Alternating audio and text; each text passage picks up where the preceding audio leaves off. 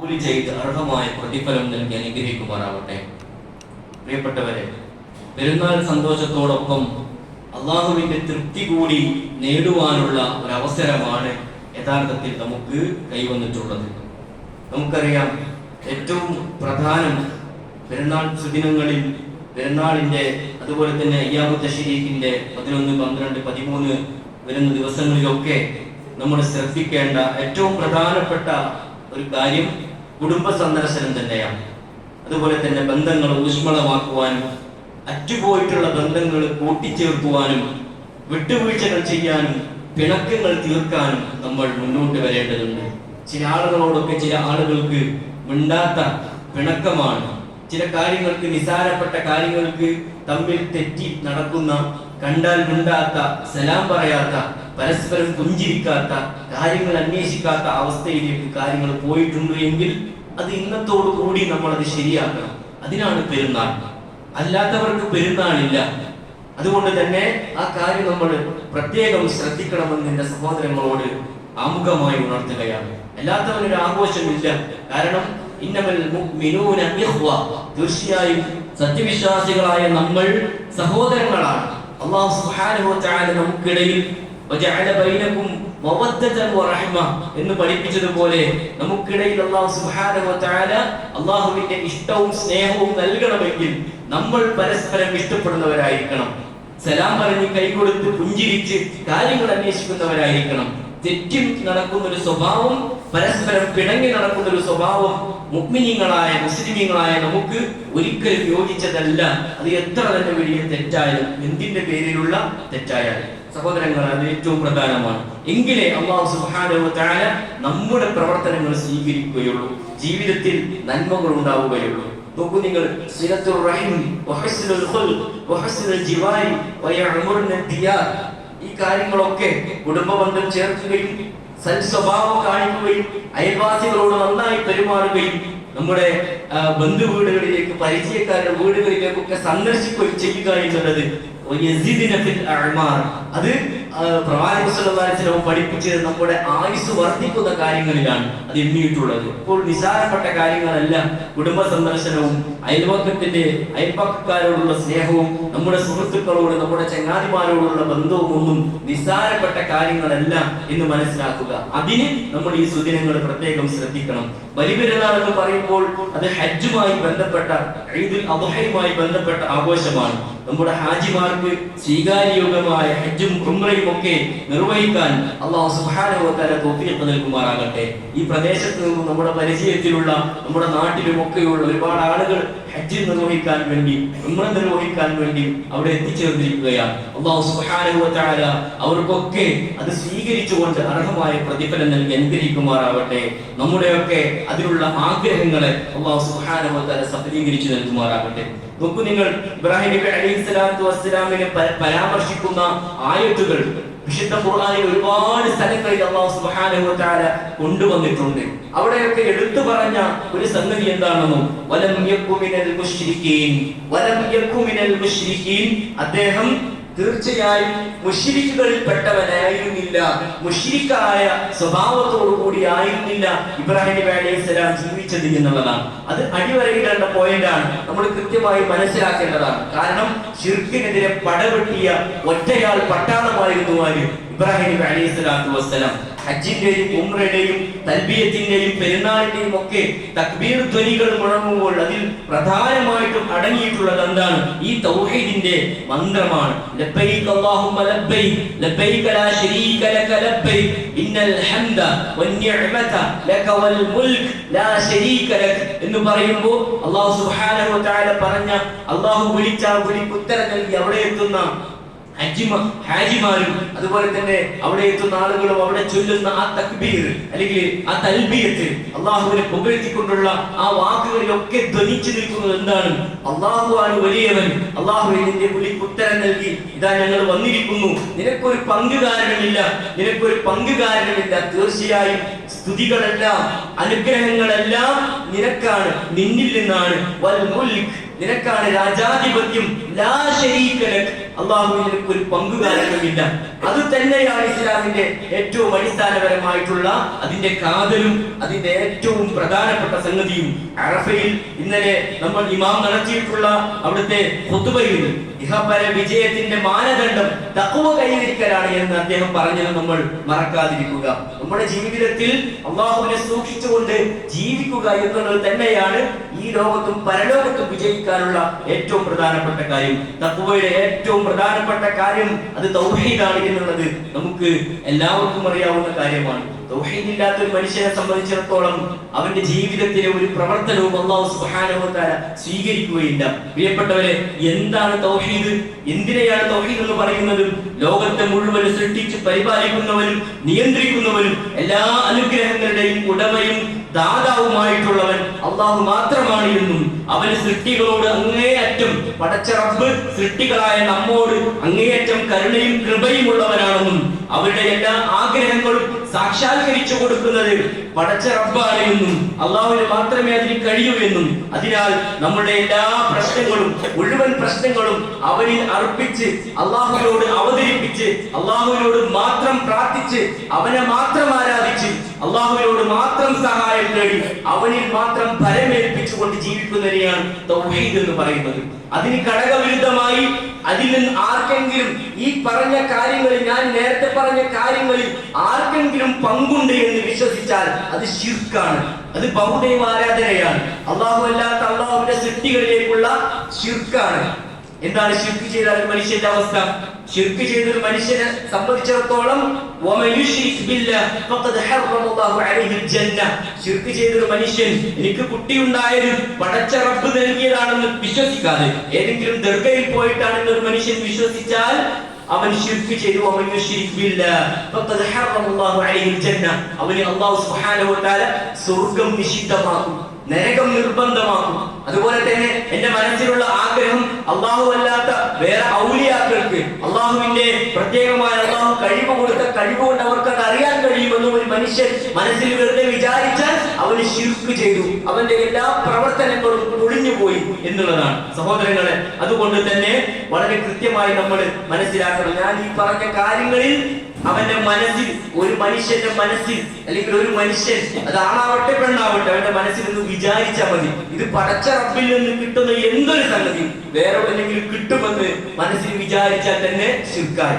നാവിലൂടെ ഉച്ചരിച്ചാൽ അത് സ്ഥിരപ്പെട്ടു, അവന്റെ ജീവിതം ഇസ്ലാമിൽ നിന്ന് പുറത്തുപോയി. വളരെ ഗൗരവമായി നമ്മൾ ചിന്തിക്കേണ്ട കാര്യമാണ്. അല്ലാഹു സുബ്ഹാനഹു വ തആലക്ക് വേണ്ടി നമ്മൾ നിർമ്മിക്കുന്ന പള്ളികൾ, ആ പള്ളികൾ എന്തിനു വേണ്ടിയിട്ടുള്ളതാണ്? അല്ലാഹുവിന് വേണ്ടിയിട്ടുള്ളതാണ്. അവിടെ വെച്ചുകൊണ്ട് ആ പള്ളിയിൽ വെച്ച് അല്ലാഹു സുബ്ഹാനഹു വ തആല സൃഷ്ടിച്ച അല്ലാഹുവിന്റെ സൃഷ്ടികളിലേക്ക് ഒരിക്കലും പ്രാർത്ഥിച്ചു പോകരുത്. അവിടെ വിളികളും പ്രാർത്ഥനകളും എല്ലാ സംഗതികളും പള്ളിയിൽ വന്ന് മുഅ്മിനീങ്ങളായി നമ്മൾ നിർവഹിക്കുന്നത് പടച്ച റബ്ബിന് വേണ്ടിയിട്ടാണ്, അല്ലെങ്കിൽ അള്ളാഹുവിനോടാണ്. അതിന് ഘടകവിരുദ്ധമായ ഒരു മനുഷ്യൻ നീങ്ങിയാൽ അവന് ശിർക്ക് ചെയ്തു എന്നാണ് മനസ്സിലാക്കേണ്ടത്. സഹോദരങ്ങളെ, നമ്മുടെ നാവിൽ നിന്ന് വരുന്ന കേവലം ഒരു പദം കൊണ്ട് ഇസ്ലാമിൽ നമ്മൾ പുറത്തു പോകും. വളരെ ഗൗരവപ്പെട്ട സംഗതിയാണ്, വളരെ ഗൗരവപ്പെട്ട സംഗതിയാണ്. അല്ലാഹു സുബ്ഹാനഹു വ തആലയുടെ തൗഫീഖ് കൊണ്ടാണ്, അല്ലാഹു സുബ്ഹാനഹു വ തആല വിചാരിച്ചത് കൊണ്ടാണ്, അല്ലാഹുവിന്റെ ഇറാദത്ത് കൊണ്ടാണ്, അല്ലാഹുവിന്റെ ഖദർ കൊണ്ടാണ് ഇത് സംഭവിച്ചത്. അതുകൊണ്ടാണ് ഒരു കാര്യം സംഭവിച്ചാൽ ഖദ്ദറല്ലാഹു മശാഅ ഫഅല, ഈ പ്രവർത്തനം അല്ലാഹു കണക്കാക്കിയതാണ്, അല്ലാഹു ഉദ്ദേശിച്ചതാണ് എന്ന് നമ്മുടെ നാവിൽ വരണം. അപ്പോൾ നമ്മുടെ സങ്കടങ്ങൾ മാറും, നമ്മുടെ പ്രയാസങ്ങൾ മാറും, ആ കാര്യം ഉൾക്കൊള്ളാൻ കഴിയും. അത് ജീവിതത്തിലെ നഷ്ടമായാലും ജീവിതത്തിലെ പ്രയാസങ്ങളായാലും നമ്മുടെ സ്വന്തം കുഞ്ഞ് മരണപ്പെട്ടു പോയാലും നമ്മുടെ മാതാപിതാക്കൾ മരണപ്പെട്ടാലും നമ്മുടെ നാവിൽ വരുന്ന എന്താണ്? അതാണ് വിശ്വാസം, അതാണ് തവക്കുൽ. അതുകൊണ്ടാണ് അതിനുവേണ്ടി പടവെട്ടി വീര ഇതിഹാസം രചിച്ച മഹാനായ പ്രവാചകൻ ഇബ്രാഹിം നബി അലൈഹി സ്വലാത്തു വസ്സലാമിനെ ഓർക്കുന്നത് അതുപോലെ നമ്മളാവാൻ വേണ്ടിയിട്ടാണ്. എന്തെങ്കിലും വരുമ്പോഴേക്ക് ടെൻഷൻ അടിച്ച് ആകെക്കൂടി പ്രയാസപ്പെട്ട് കുറെ ലഹരി വസ്തുക്കൾ ഉപയോഗിച്ച് കുറെ ആളുകളോട് കുറെ ദേഷ്യപ്പെട്ട് തന്റെ ജോലിയിൽ ആത്മാർത്ഥത നഷ്ടപ്പെട്ട് തന്റെ കുടുംബത്തോടുള്ള ഉത്തരവാദിത്തങ്ങൾ നഷ്ടപ്പെട്ട് പോകേണ്ടവരല്ല നമ്മൾ. മറിച്ച് പടച്ച റബ്ബിനെ തവക്കുലാക്കണം. ഇത് അല്ലാഹുവിനെ പരീക്ഷിക്കുകയാണ്. ഇതെന്റെ ജീവിതത്തിൽ ഈ പരീക്ഷണം, ഇത് കഠിനമായ ഈ പരീക്ഷണം ഞാൻ നേരിടുമ്പോ പടച്ച റബ്ബിനോട് അള്ളാഹുവിനോട് എന്റെ കാര്യങ്ങൾ അർപ്പിക്കുന്നവനാണ് ഞാൻ എന്ന് പറഞ്ഞുകൊണ്ടാണ് നമ്മൾ മുന്നോട്ട് വരേണ്ടത്. അല്ലാതെ ഏതെങ്കിലും ഒരു മുക്കിലേക്ക് ചുരുണ്ടുകൂടേണ്ടവരല്ല മുഅ്മിനീങ്ങളായ നമ്മളെന്ന് മനസ്സിലാക്കണം. പ്രിയപ്പെട്ടവരെ, നമ്മുടെ ജീവിതത്തിലും ഇത് സാക്ഷാത്കരിക്കണം. അല്ലാഹു സുബ്ഹാനഹു വ തആല ഒരുപക്ഷേ രോഗം കൊണ്ട് പരീക്ഷിച്ചേക്കാം നമ്മളെ. നമ്മുടെ മക്കൾക്ക് രോഗം വന്ന്, മാതാപിതാക്കൾക്ക് പ്രിയപ്പെട്ട നമ്മളേറെ സ്നേഹിക്കുന്ന നമ്മുടെ മാതാപിതാക്കൾക്ക് രോഗം തന്ന് പരീക്ഷിച്ചേക്കാം. അവിടെ നമ്മൾ മനസ്സിലാക്കേണ്ടത് ഇത് പടച്ച റബ്ബിന്റെ പരീക്ഷണമാണ്. അല്ലാഹു നമ്മളോട് കൽപ്പിച്ചിട്ടില്ലാത്ത കാര്യങ്ങളിലേക്ക് നമ്മുടെ ചികിത്സകൾ മാറരുത്. ചികിത്സിക്കുകയും അല്ലാഹുവിനോട് പ്രാർത്ഥിക്കുകയുമാണ് വേണ്ടത് രോഗാവസ്ഥ മാറാൻ. അവിടെ നമ്മുടെ വിശ്വാസം പരീക്ഷിക്കപ്പെടും. രോഗങ്ങൾ വരുമ്പോ, അതുപോലെ തന്നെ കഠിനമായ മറ്റുള്ള പരീക്ഷണങ്ങൾ വരുമ്പോൾ അല്ലാഹു സുബ്ഹാനഹു വ തആല അത്തരം മാറാ രോഗങ്ങളിൽ നിന്നും എല്ലാ വിധത്തിലുള്ള പരീക്ഷണങ്ങളിൽ നിന്നും അല്ലാഹു നമ്മളെ എല്ലാവരെയും കാത്തുരക്ഷിക്കുമാറാകട്ടെ. അങ്ങനെ ഉണ്ടാകുമ്പോൾ നമ്മുടെ മനസ്സ് പടച്ച റബ്ബുമായി ബന്ധിപ്പിക്കാൻ നമുക്ക് കഴിയേണ്ടതുണ്ട്. പ്രിയപ്പെട്ടവരെ, ഇബ്രാഹിം അലൈഹി സ്വലാത്തു വസ്സലാം പരിചയപ്പെടുത്തിയ റബ്ബുണ്ട്, അല്ലാഹു സുബ്ഹാനഹു വ തആല. അല്ലാഹുവിനെ കുറിച്ച് ചോദിച്ചപ്പോൾ ഇബ്രാഹിം അലൈഹി സ്വലാം പരിചയപ്പെടുത്തിയത് ഏത് തരത്തിലാണ് നമ്മൾ മനസ്സിലാക്കി നോക്കുക. എത്ര ലളിതമാണ്. അല്ലദീ ഖലഖനി ഫഹുവ യഹ്ദീൻ. അവനാണ് എന്നെ സൃഷ്ടിച്ചവൻ, അവനാണ് എന്നെ സന്മാർഗ്ഗത്തിലാക്കിയവൻ. ഇങ്ങനെ ആക്കാൻ കഴിയുന്ന ആള്, അല്ലെങ്കിൽ ഇങ്ങനെ ആക്കാൻ കഴിയുന്ന ആ ഒരു ശക്തിക്ക് അല്ലാഹു എന്ന് പറയാൻ കഴിയും. നമ്മളെ സൃഷ്ടിച്ചത് ആരാണോ, നമുക്ക് സന്മാർഗ്ഗം നൽകിയത് ആരാണോ, എല്ലാ വസ്തുക്കൾക്കും അതാണ് അല്ലാഹു സുബ്ഹാനഹു വ തആല. വല്ലദീ ഹുവ യുത്ഇമുനി വയസ്ഖീൻ. എനിക്ക് ഭക്ഷണം നൽകുന്ന, എനിക്ക് വെള്ളം നൽകുന്ന ആ ശക്തി ആരാണോ അതാണ് അല്ലാഹു. വഇദാ മരിത്തു ഫഹുവ യശ്ഫീൻ. എനിക്ക് രോഗം വന്നാൽ ആ രോഗം ശിഫയാക്കുന്നത് എന്റെ റബ്ബാണ്. വല്ലദീ യുമീതുനി സുമ്മ യുഹ്യീൻ. എന്നെ മരിപ്പിക്കുന്നത് അത് ഏത് സമയത്താണെങ്കിലും ആ സമയത്ത് കൃത്യമായി ഞാൻ മരണപ്പെടുന്നത് എന്റെ റബ്ബാണ് എന്നെ മരിപ്പിക്കുന്നത്. എനിക്ക് രോഗം വന്നിട്ടല്ല നമ്മൾ മരിക്കുന്നത്. നമ്മുടെ മരണത്തിന്റെ സമയമാകുമ്പോൾ നമ്മുടെ റൂഹ് പിടിക്കുന്നത് പടച്ച റബ്ബിന്റെ കൽപ്പനയോടുകൂടി അല്ലാഹു സുബ്ഹാനഹു വ തആലയാണ് നിശ്ചയിച്ചത് എന്നുള്ള ദൃഢബോധ്യം ഉണ്ടാകുമ്പോൾ ഒരു മുഅ്മിന് പതറിപ്പോകേണ്ട ആവശ്യമില്ല. മരണത്തിന്റെ വേളയിൽ അവന്റെ യഖീനായ ഈമാനോടുകൂടി പിടിച്ചു നിൽക്കാൻ അവിടെ കഴിയും. മറിച്ച് വേറെ എന്തെങ്കിലും കാര്യങ്ങൾ വേറെ എന്തെങ്കിലും സംഗതിയിലേക്ക് നമ്മളെ ഏൽപ്പിച്ചാൽ അവിടെ തന്നെ രക്ഷിക്കാൻ കഴിയും. അല്ലെങ്കിൽ ഏതെങ്കിലും സംഗതിയിലേക്ക് നമ്മൾ ഹോസ്പിറ്റൽ, അതുപോലെ തന്നെ മെഡിക്കൽ സയൻസിലേക്ക് നമ്മൾ അതങ്ങോട്ട് ചാർത്തി കഴിഞ്ഞാൽ അവിടെ സമാധാനം ഉണ്ടാകുമ്പോൾ നമ്മളെ മരണത്തിന്റെ കിടക്കയിലും ഞാൻ രക്ഷപ്പെടും എന്നുള്ള ചിന്ത ഉണ്ടാവുള്ളൂ. മറിച്ച് അല്ലാഹു സുബ്ഹാനഹു വ തആല എനിക്ക് മരണം ജന്മം നൽകിയിട്ടുണ്ടെങ്കിൽ എന്നെ മരിപ്പിക്കുന്നത് പടച്ച റബ്ബാണ് എന്നുള്ള വിശ്വാസം. പിന്നീട് എന്നെ ജീവിപ്പിക്കുന്നതും പടച്ച റബ്ബാണ്. എനിക്ക് എന്റെ പാപങ്ങളൊക്കെ പുറത്തു തരുമെന്ന് ഞാൻ അങ്ങേയറ്റം ആഗ്രഹിക്കുന്നത് പടച്ച റബ്ബിൽ നിന്നാണ്. റബ്ബി ഹബ്ലി ഹുക്മാ. പടച്ച റബ്ബേ, എനിക്ക് യുക്തി നൽകി അനുഗ്രഹിക്കണേ, യുക്തിജ്ഞാനം നൽകണേ. വൽഹിഖ്നി ബിസ്സാലിഹീൻ. നോക്കൂ നിങ്ങൾ, ആ പ്രവാചകന്റെ ആ ഒരു ലളിതമായ ആ ഒരു പ്രാർത്ഥന നോക്കൂ നിങ്ങൾ, എത്ര അർത്ഥവത്തായ പ്രാർത്ഥനയാണ്. എന്റെ സ്വാലിഹീങ്ങളോടൊപ്പം ചേർത്തണേ. ഇതാണ് ഇബ്രാഹിം അലൈഹിസ്സലാം പരിചയപ്പെടുത്തിയ റബ്ബ്. ഇങ്ങനെ ഈ പറയുന്ന കാര്യങ്ങളൊക്കെ നിർവഹിക്കാൻ ഒരു ശക്തിക്ക് മാത്രമേ കഴിയൂ. അത് പരമ സൃഷ്ടാവായിട്ടുള്ള എല്ലാ ലോകങ്ങളും അടക്കി ഭരിക്കുന്ന ഹയ്യുൽ ഖയ്യൂമായ മാലികുൽ ജബ്ബാറായ റബ്ബ് സുബ്ഹാനഹു വ തആലക്ക് മാത്രമാണ്. ഇതാണ് നമുക്ക് എല്ലാവരോടും പറയാനുള്ള നമ്മുടെ ആദർശം, തൗഹീദ്. ഇതെല്ലാവരോടും പറയാം, ഏത് മതക്കാരോടും പറയാം. ആരോടും ഇത് പറയുമ്പോൾ നമ്മൾ പേടിക്കേണ്ട ആവശ്യമില്ല. കാരണം അവനെ സൃഷ്ടിച്ച ഒരു ശക്തിയെ നീ ആരാധിക്കണമെന്നാണ് അവനോട് പറയുന്നത്. അവിടെ ആർക്കും തർക്കമുണ്ടാവില്ല. അവിടേക്ക് എല്ലാവരെയും നമുക്ക് വിളിക്കാൻ പറ്റും. ആ പ്ലാറ്റ്ഫോമിലേക്ക് എല്ലാവർക്കും വന്ന് നിൽക്കാൻ കഴിയും. പ്രിയപ്പെട്ടവരെ, അതാണ് നമ്മുടെ ജീവിതത്തിൽ അള്ളാഹു നമുക്ക് നൽകിയിട്ടുള്ള വലിയ ദൗത്യം. അള്ളാഹുവിനെ കുറിച്ച് നമ്മൾ മറ്റുള്ള ആളുകൾക്ക് പരിചയപ്പെടുത്തി കൊടുക്കുക എന്നത്. അതാണ് ഇബ്രാഹിം അലൈഹിസ്സലാത്തു വസ്സലാം ഒറ്റക്ക് നിർവഹിച്ചത്. കേവലം ഒരു 16 വയസ്സ് പ്രായമുള്ള ഒരു ചെറുപ്പക്കാരനായ ആ യുവാവ്, അല്ലെങ്കിൽ ഒരു കൗമാരക്കാരൻ നിർവഹിച്ചത് ധൈര്യത്തോടു കൂടി രാജാവിന്റെ മുന്നിൽ പോയി നിർവഹിച്ചത് ഇതാണ്. രാജാവിനോടാണ് ഈ മറുപടി പറഞ്ഞത്. ആരാണ്? അള്ളാഹുവിനെ ചോദിച്ചപ്പോൾ മറുപടി പറഞ്ഞതാണ്. നോക്കൂ നിങ്ങൾ, നമ്രൂദിനോട്. ഇവിടെ കൃത്യമായി അവിടെയൊക്കെ പറഞ്ഞത് വലന്യക്കുമിനൽ മുശ്രിക്കീൻ എന്നാണ്. അല്ലാഹു സുബ്ഹാനഹു വ തആല ഇബ്രാഹിമിനെ കുറിച്ച് പറയുന്നത് അദ്ദേഹം മുശ്രിക്കായ ആളായിരുന്നില്ല, അതിൽപ്പെട്ട ആളല്ല, തൗഹീദുള്ള ഏകദൈവ വിശ്വാസിയായിരുന്നു എന്നാണ്. മൻ മാത വഹുവ യദ്ഉ മിൻ ദൂനില്ലാഹി ദഖല അൻ-നാർ. പ്രവാചകൻ സ്വല്ലല്ലാഹു അലൈഹി വസല്ലം പഠിപ്പിച്ചു, ഒരു മനുഷ്യൻ അവന്റെ ജീവിതത്തിൽ അള്ളാഹു അല്ലാത്ത ശക്തികളോട്, അള്ളാഹുവിന്റെ സൃഷ്ടികളോട്, അള്ളാഹുവിന്റെ പകരക്കാരെ വെച്ച് പ്രാർത്ഥിച്ചാൽ, അവനങ്ങനെ മരണപ്പെട്ടു പോയാൽ, അതേ അവസ്ഥയിൽ മരണപ്പെട്ടാൽ അവൻ നരകത്തിൽ പ്രവേശിക്കുമെന്നാണ്. അപ്പോൾ ഈ ഹദീസ് കേട്ട സ്വഹാബി ചോദിച്ചു, അങ്ങനെയാണെങ്കിൽ അള്ളാഹുവിന് ഒരു പങ്കുകാരനെ വിളിച്ച് പ്രാർത്ഥിക്കാതെ മരിച്ചുപോയ ഒരു മനുഷ്യനെ സംബന്ധിച്ചോ അവൻ സ്വർഗ്ഗത്തിൽ പ്രവേശിച്ചു എന്നാണ്. അല്ലാഹു സുബ്ഹാനഹു വ തആല അത്തരക്കാരെ നമ്മൾ ഉൾപ്പെടുത്തി അനുഗ്രഹിക്കുമാറാവട്ടെ. പടച്ച റബ്ബിൽ ശിർക്ക് ചെയ്യാത്ത, കലർപ്പില്ലാത്ത തൗഹീദ് നമ്മുടെ ജീവിതത്തിലുണ്ടോ? അല്ലാഹു എല്ലാ പാപങ്ങളും നമുക്ക് പുറത്തു തരും.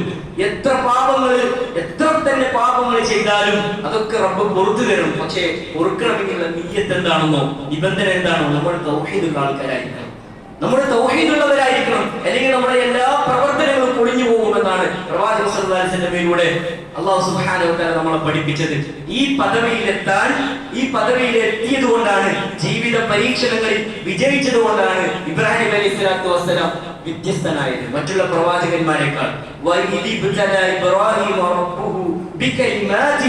അല്ലാഹു ഇബ്രാഹിം അലൈഹിസ്സലാമിനെ ചില സംഗതികൾ കൊണ്ട്, ചില പദങ്ങൾ കൊണ്ട്, അഥവാ ജീവിതത്തിലെ ചില കാര്യങ്ങൾ കൊണ്ട് പരീക്ഷിച്ചു. അദ്ദേഹം അതൊക്കെ വളരെ കൃത്യമായിക്കൊണ്ട് പരിപൂർണമാക്കി പൂർത്തീകരിച്ചു കൊടുത്തു. അദ്ദേഹത്തോട് അല്ലാഹു സുബ്ഹാനഹു വ തആല പറഞ്ഞു, നിന്നെ മറ്റുള്ള ജനങ്ങൾക്കുള്ള നേതാവാക്കിയിരിക്കുന്നു. എന്തുകൊണ്ടാണ് അള്ളാഹു അദ്ദേഹത്തെ മറ്റുള്ളവർക്ക് നേതാവാക്കിയത്? അള്ളാഹു കൊടുത്ത പരീക്ഷണങ്ങൾ ഒന്നും തന്നെ ചോദ്യം ചെയ്യാതെ, അർത്ഥശങ്കക്ക് ഒരു ഇട നൽകാതെ, അതിനെക്കുറിച്ച് ഒന്നും ആലോചിക്കാതെ എല്ലാം അതുപോലെ അനുസരിച്ചു. അതുകൊണ്ടാണ് അദ്ദേഹത്തെ അള്ളാഹു സുബ്ഹാനഹു വ തആല തെരഞ്ഞെടുത്തത്. എന്താണ്, എന്തൊക്കെ പരീക്ഷണങ്ങളാണ്, അത് വിശദീകരിക്കുന്നില്ല. അള്ളാഹു സുബ്ഹാനഹു വ തആല ഖദ്റായിട്ട് അദ്ദേഹത്തിന്റെ ജീവിതത്തിൽ നിശ്ചയിച്ച കാര്യങ്ങൾ.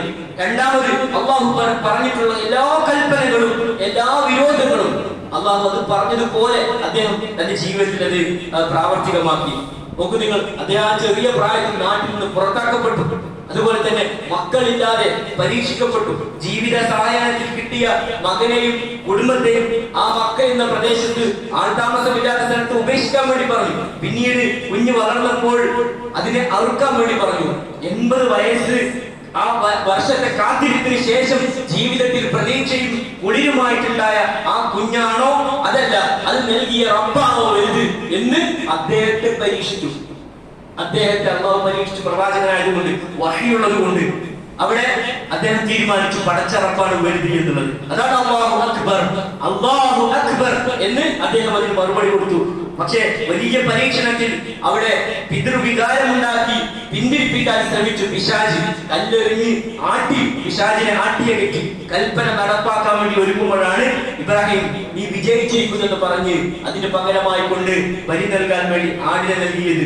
ഇവിടെ ഇബ്രാഹിം നബി അലൈഹിസ്സലാം വിജയിക്കുകയായിരുന്നു. നമ്മുടെ ജീവിതത്തിലോ നമുക്കങ്ങനെ വിജയിക്കാൻ കഴിഞ്ഞിട്ടുണ്ടോ, അല്ലെങ്കിൽ നമ്മൾ അതിന് ശ്രമിക്കുന്നുണ്ടോ എന്നാണ് ആലോചിക്കേണ്ടത്. എന്തൊക്കെ കൽപ്പനകൾ അള്ളാഹു നമ്മളോട് പരിശുദ്ധ ഖുർആനിൽ 6236 ആയത്തുകളിൽ അല്ലാഹു സുബ്ഹാനഹു വ തആല നമ്മളോട് കൽപ്പിച്ചിട്ടുണ്ട്. അതൊക്കെ നിർവഹിച്ചുകൊണ്ട് ഇബ്രാഹിം ആകാൻ നമുക്ക് കഴിഞ്ഞിട്ടുണ്ടോ എന്ന് നമ്മൾ ചോദിക്കുക. പ്രിയപ്പെട്ടവരെ, ദേഹേച്ഛകളും വികാരങ്ങളെയും